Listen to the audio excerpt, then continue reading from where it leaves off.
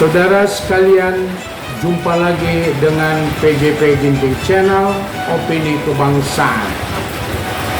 Topik yang kita kaji kali ini adalah antitesa, tesa dan sintesa Anies, Prabowo, dan Ganjar.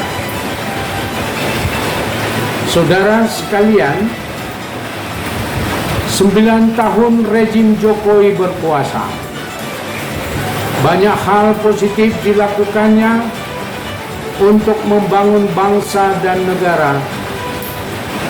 Namun sebanding juga dengan hal negatif yang berlaku selama pemerintahannya. Ada pembangunan infrastruktur di seluruh Indonesia. Pertumbuhan ekonomi yang stabil antara 4-5% setiap tahun. Sukses dalam penanganan COVID, naik peringkat di G20. Namun pada saat yang sama, pengangguran meningkat, daya beli masyarakat menurun, indeks korupsi turun signifikan, indeks demokrasi melorot tajam, angka kemiskinan dan stunting jalan di tempat, penegakan hukum makin tebang pilih, pembangunan tidak merata dan berkeadilan. Muncullah pasangan Capres-Cawapres dalam Pilpres 2024, yaitu Anies dan Muhaimin.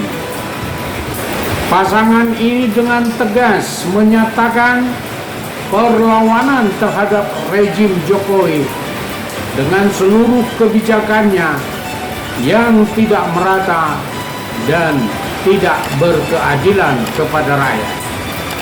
Banyak kebijakan rejim Jokowi di mata mereka hanya untuk kepentingan oligarki dan kelompok elit tertentu di masyarakat.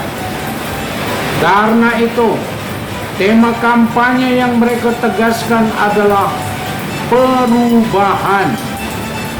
Perubahan atas semua kebijakan buruk rejim Jokowi.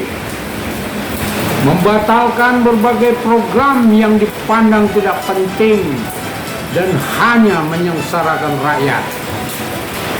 Salah satunya adalah pembangunan Ibu Kota Nusantara atau IKN yang menguras dana APBN besar hanya untuk memenuhi nafsu Presiden Jokowi. Dalam konteks paradigma politik pembangunan, Anies Muhaimin sedang dan akan melakukan antitesa terhadap rejim Jokowi saat ini. Dengan kata lain, pasangan Anies Muhaimin menempatkan posisi diametral berlawanan dengan rejim Jokowi. Kekuatan politik pasangan Capres-Cawapres yang mengusung antitesa ini adalah sebesar 27% suara parlemen sebagai pengusung atau sekitar 25% suara rakyat sebagai voter.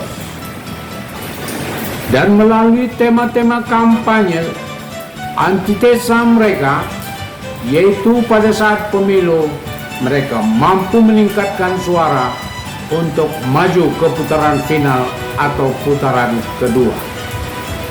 Berhadapan dengan pasangan Capres-Cawapres Prabowo Gibran yang penuh kontroversi, Prabowo yang masa lalunya jauh dari kepantasan seorang presiden, penjahat HAM, penculik aktivis, pengusaha hitam, jenderal pecatan, memimpin partai yang anggotanya banyak melakukan korupsi, telah 3 kali gagal menang Pilpres, usia tua dan sakit-sakitan. Berpasangan dengan Gibran, yaitu putra sulung Jokowi, yang dinyatakan sebagai anak haram konstitusi, pembohong, wali kota Karbitan masih 2 tahun, minim wawasan dan pengetahuan, jauh dari kelayakan seorang cawapres. Pasangan Capres-Cawapres Prabowo Gibran mengusung tema keberlanjutan, yaitu melanjutkan seluruh kebijakan dan program Presiden Jokowi tanpa kompromi atau tanpa risau. Artinya, melanjutkan saja apa yang telah dikerjakan Jokowi, baik yang sudah selesai ataupun belum. Pasangan ini dalam paradigma politik pembangunan disebut TESA, yaitu sikap politik yang meneruskan apa yang ada saat ini. Kekuatan politik dari pasangan ini adalah 46% suara parlemen dari 4 partai parlemen pengusung dan 5 partai non-parlemen. Ini setara dengan suara rakyat 37%, yaitu separuh dari suara rejim Jokowi atau approval rating Jokowi. Karena pasangan ini mengusung tema keberlanjutan dan anak presiden adalah cawapres, maka oleh para pengamat dan aktivis demokrasi, pasangan ini sangat diuntungkan oleh faktor non-elektoral. Presiden Jokowi memegang kekuasaan atas polisi, TNI, kejaksaan dan aparatur sipil negara, pejabat gubernur, pejabat bupati, pejabat wali kota, lurah dan kepala desa. Jokowi bisa menggerakkan kekuatan-kekuatan tersebut untuk melakukan kecurangan dan penyimpangan untuk memenangkan Prabowo Gibran. Jokowi juga dapat mempersonifikasi BLT dan Bansos menjadi suara pemilih dari masyarakat kecil. Bahkan Jokowi bisa mempengaruhi KPU, Bawaslu, DKPP, dan Mahkamah Konstitusi. Dan hebatnya lagi, pasangan Prabowo Gibran memiliki resources yang sangat besar, sehingga bisa membeli surveyor untuk membangun opini bahwa mereka bisa menang satu putaran. Memang di atas kertas, bila demokrasi adalah menang kalah, bukannya benar salah, maka oleh para pengamat, pasangan pengusung keberlanjutan ini akan menang dalam Pilpres 2024. Taruhannya adalah penghancuran sekaligus kehancuran demokrasi. Apalagi jika hanya pasangan pengusung tema antitesa dan tesa yang berlaga atau berkontestasi, maka dipastikan pengusung tesa keberlanjutan pasti menang, atau Prabowo Gibran pasti menang terhadap Anies Mohaimin. Ternyata tidak demikian. Masih ada satu pasangan lagi yang ikut kontestasi, yakni pasangan Ganjar Mahfud yang mengusung tema sintesa, yaitu paradigma keberlanjutan, percepatan dan perbaikan. Melanjutkan semua program Jokowi yang sudah baik dengan lebih cepat sambil memperbaiki yang belum baik. Semua program infrastruktur yang sudah baik dipercepat penyelesaiannya.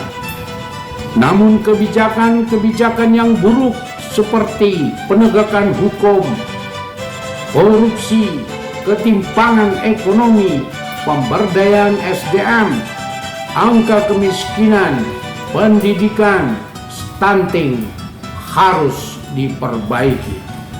Sintesa merupakan paradigma berpikir melanjutkan semua yang baik yang tengah berlangsung, atau tesa, tetapi tidak alergi terhadap perubahan antitesa dengan maksud perbaikan untuk kesempurnaan. Dengan demikian, maka yang paling tepat dalam situasi dan kondisi fakta politik nasional dan global, pengusung tema sintesa adalah paling rasional dan paling bisa diterima oleh akal sehat rakyat.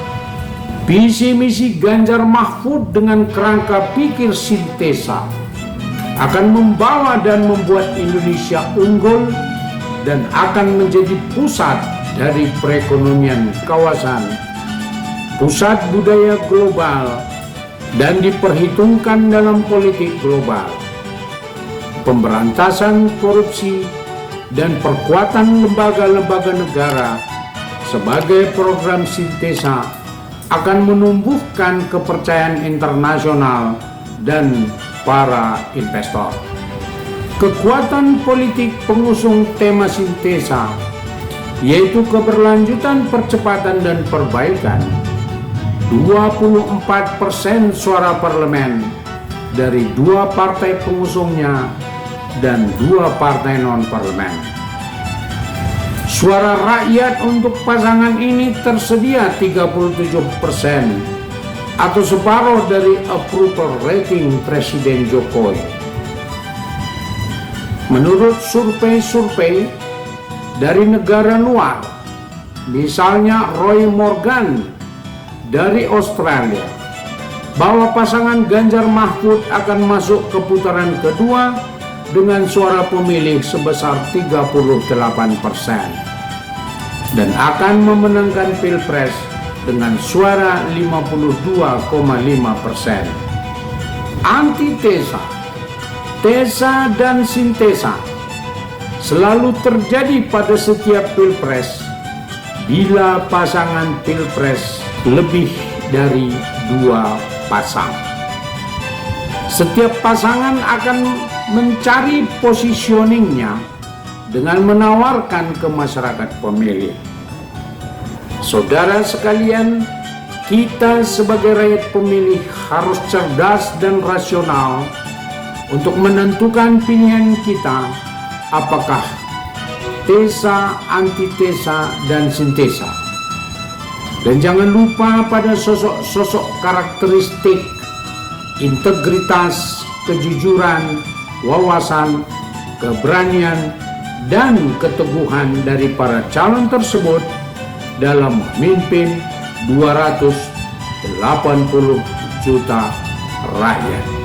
Dalam pandangan saya, sosok-sosok yang punya karakter, punya integritas, kejujuran, dan wawasan yang luas, keberanian, serta keteguhan dari calon tersebut adalah Ganjar Pranowo dan Mahfud MD.